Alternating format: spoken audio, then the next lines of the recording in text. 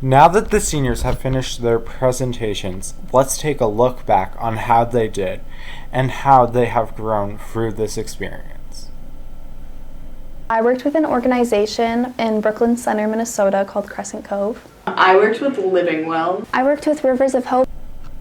Seniors gained a lot of insight on the world through their organizations.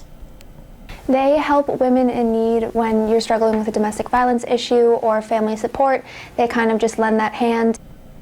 Some seniors worked with organizations for a personal reason. My grandpa has a disability, so that was kind of a big thing for me. After working in that environment and being around the children and seeing nurses working with them, it kind of led me to want to be a nurse. Now let's see how these presentations went. Really well. It was really cool because I was also able to just share my story. I'm adopted, and so I had a whole story behind the reason why I chose my organization. And I was pretty stressed. I was supposed to be on the first day, but because of the snowstorm, we were moved, so it was stressful. Any advice for those doing the project next year? You need to practice over Christmas break, because if you do not practice, it's not going to go well. There were some people who didn't practice, and they definitely struggled more than the people who did make sure that they practiced over break. Do research on your organization before you go into it.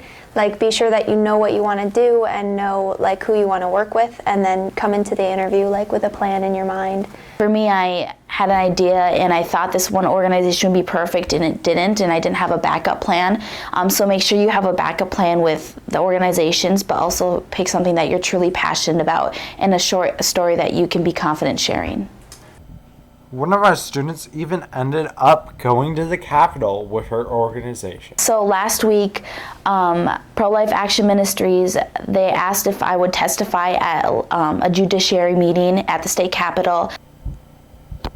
A small project can have an awesome impact. It was amazing how much just a project here at Spectrum could affect my future and being able to be in that place.